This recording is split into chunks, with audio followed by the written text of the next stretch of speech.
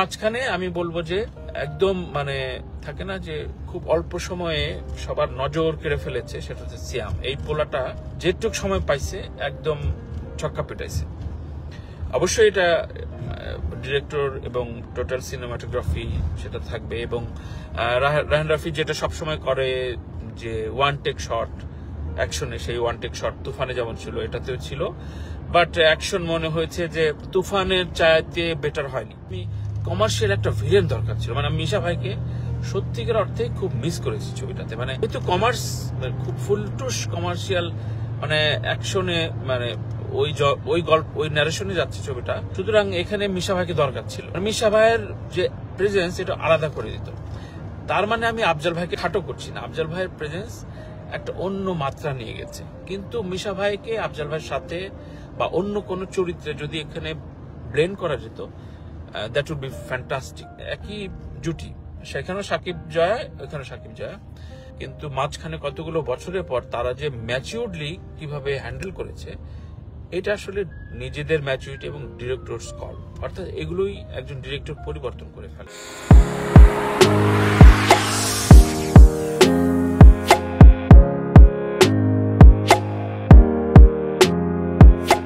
তাণ্ডব ছবিটা নিয়ে আমি আসলে কিছু তাৎক্ষণিক প্রতিক্রিয়া বলতে চাই। গতকালকে ছবিটা দেখলাম বাস্কো ফিল্মস এর ব্যানারে, যুক্তরাষ্ট্র এবং কানাডায় ছবিটি মুক্তি পেল কালকে। প্রথম শো না, সেকেন্ড শো দেখেছি এবং ছবিটা নিয়ে ঠিক রিভিউ না, আমার অবজারভেশন যেটা বলি যে রাফির সম্পর্কে আমার সবসময় একটু বাড়তি উচ্চাসা থাকে। সেই উচ্চাসার জায়গাটায় আমি 1, 2, 3 রাফির one of the best movie এরকম র্যাঙ্কিং করলে আমি অবশ্যই দামাল তুফানকে আগায় রাখবো। এবার আসি আমাদের তাণ্ডব ছবিটা নিয়ে। তাণ্ডব ছবি যেহেতু রিলিজ পেলো, তাই খুব বেশি কট্টর সমালোচনা আমি করব না, শুধু বলবো যে ছবিটা ফার্স্ট হাফ মনে হবে আপনি টেস্ট ক্রিকেট দেখছেন, অর্থাৎ মনোটনি। সেকেন্ড হাফ আবার ও T20 খেলেছে। এখন যে টেস্ট আর T20-র ভিতরে আবার একটু কিছুটা গ্যাঞ্জাম আছে। আগে পজিটিভ দিকগুলো বলি। পজিটিভ দিক হচ্ছে শাকিব খান যখন মানে প্রেজেন্স ছিল পর্দায়, তখন ও যেভাবে মানে ধরেন এই আপনার শিকারী, প্রিয়তমা, তুফান থেকে শুরু করে যেভাবে বিল্ড করেছে, এখন মনে হয় যে শাকিব খান যে ট্রু ডিরেক্টর আর্টিস্ট। এবং আমরা সুপারস্টার বলি, মেগাস্টার বলি, এগুলো আমরা বলতেই পারি, কিন্তু একজন হিরো, একজন ফাইনেস্ট আর্টিস্ট সবাই হয় না। মানে সব হিরো, কমার্শিয়াল হিরো কিন্তু আর্টিস্ট হইতে পারে না। শাকিব খান হতে পেরেছেন, এটা কিন্তু অনেক বড় অর্জন। ধরেন উত্তম কুমারকেও কিন্তু অনেকে অ্যালাউ করতো না অ্যাজ এন আর্টিস্ট। সত্যজিৎ বলতো যে ও নায়ক, ও আসলে অভিনেতা না। কিন্তু শাকিব খান এমন জায়গায় গিয়েছেন যে ওকে যদি এখন মানে বিশ্বমানের একটা পরিচালক যদি ওকে ডিরেক্ট করে, ও যে কোনো পৃথিবীর যে কোনো হিরোর চাইতে ভালো করবে। সো এই শাকিব খান প্রসঙ্গে, জয়া আহসান প্রসঙ্গে ছবিটা আমি যখন দেখছিলাম, একটা বড় হল রুমে ও মেডিটেশন করছে, এরপর সুইমিং পুলের দৃশ্যের থেকে ওকে ভয়েস এন্ট্রি দিল, নন লিনিয়ারে গল্পগুলো চলেছে। বাট জয়া আহসান সাথে জয়া আহসানের মুভি, জয়া আহসানকে যখন বড় পর্দায় দেখছিলাম, আমার শুধু একটা দৃশ্য মানে বারবার মনে পড়ছিল যে জয়া আহসান বাংলাদেশের প্রথম ছবি পূর্ণদৈর্ঘ্য প্রেম কাহিনী, এবং সেটা 1, 2 বেরিয়েছে, শাকিব খানের সাথে বেরিয়েছে। সেই জয়া আর এই জয়া আকাশ পাতাল তফাৎ। অর্থাৎ নিজেকে কিভাবে যে বিল্ড করেছে, বিল্ড করা যায়, নিজেকে কতটা ম্যাচিউরলি বিল্ড করা যায়।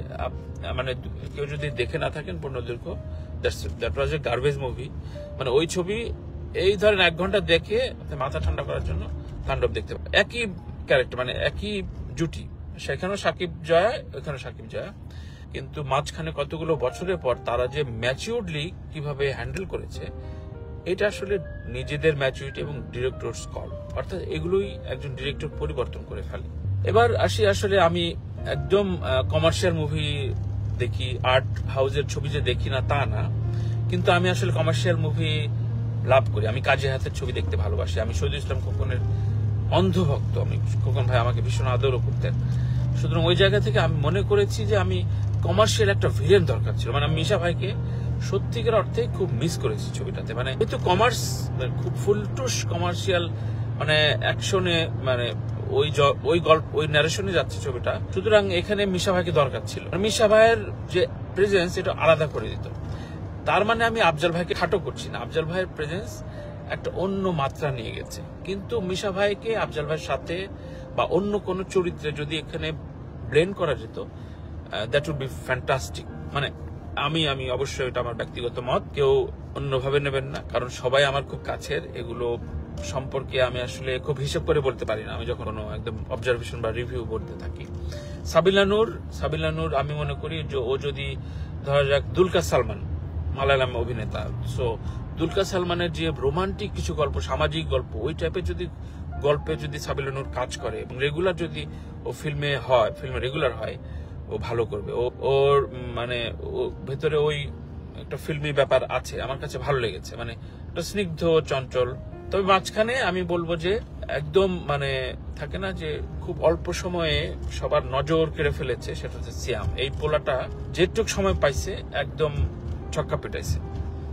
অবশ্যই এটা ডিরেক্টর এবং টোটাল সিনেমাটোগ্রাফি সেটা থাকবে, এবং রায়হান রাফি যেটা সবসময় করে যে ওয়ান টেক শট অ্যাকশনে, সেই ওয়ান টেক শট তুফানে যেমন ছিল এটাতেও ছিল, বাট অ্যাকশন মনে হয়েছে যে তুফানের চাইতে বেটার হয়নি কিছু। অ্যাকশন মুভমেন্টটা তুফান, যেহেতু এটা একেবারে কলকাতার টিম ছিল, সুতরাং ওইটা পাই নাই, যে এটা অ্যাকশন রেঞ্জে তুফানের ধারে কাছে হয়নি। বাট কালার টালার সবকিছু মিলে ওই যে ডার্ক একটু রেডিশ কালারে যে মুভিটা বিল্ড আপ করেছে এবং উপস্থাপন করেছে, মানে আমরা প্রচলিত অর্থে এখন যেমন মালায়ালাম তামিল মুভিগুলোর যে কালার অ্যাপিয়ারেন্সটা দেখি, সেটা খুব সুন্দরভাবে মানে মিলাইছে রাফি। ক্যামিও নিয়ে এখন দর্শক রিভিল করা যায়, কারণ সবাই জানে আফরান নিশো ক্যামিও করেছে, এটা নিয়ে তুলকালাম হয়েছে।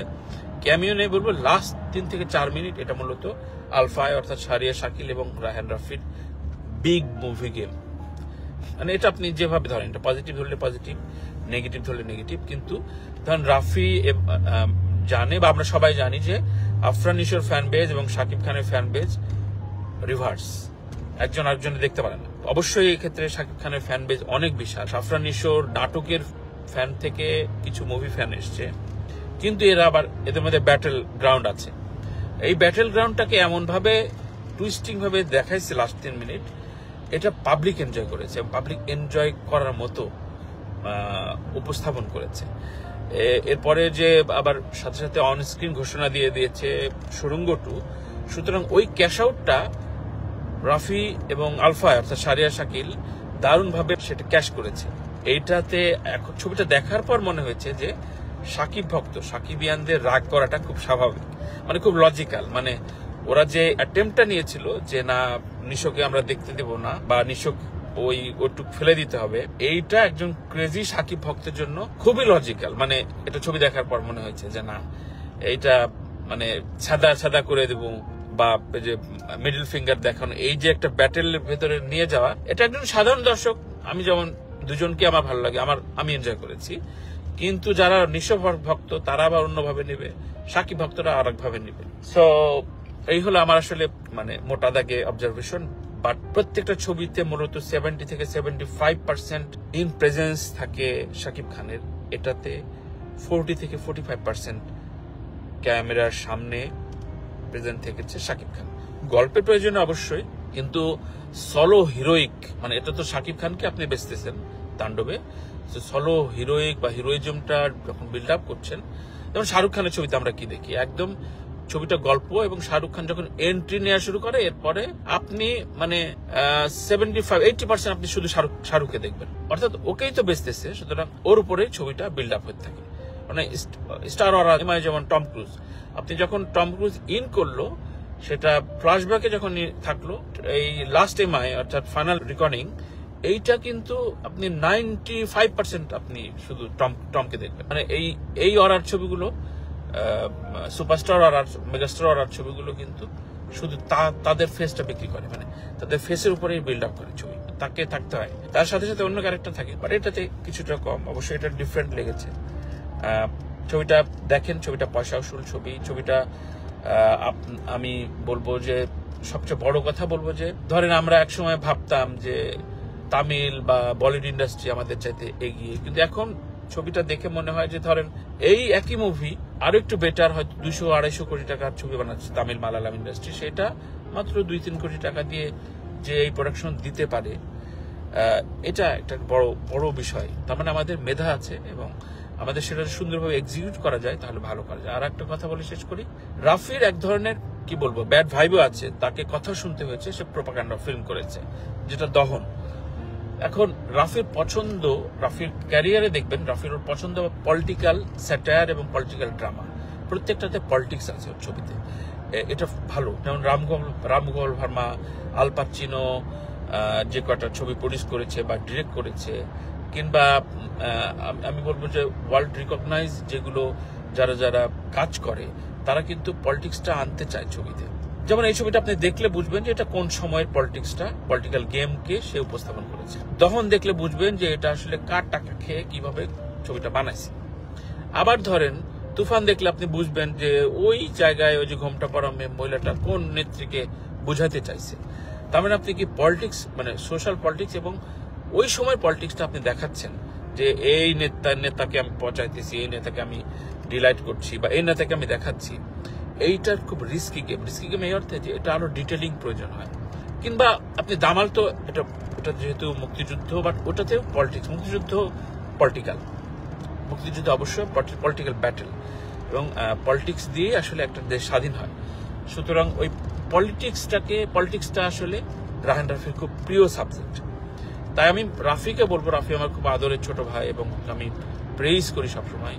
রাফিকে বলবো পলিটিক্যাল স্যাটায়ার নিয়ে যেহেতু কাজ করছে, পলিটিক্যাল নিশ্চয় ওর সামনের সুড়ঙ্গ আমি বলবো যে সুড়ঙ্গ একটা অন্য ঘরানার ছবি, যেটাতে পলিটিক্স নাই, যেটাতে প্রেম এবং প্রেমের ছলাকলা এবং এক ধরনের রিভেঞ্জ আছে, এক ধরনের বিশ্বাসঘাতকতা আছে, কিন্তু পলিটিক্স নাই সুড়ঙ্গতে।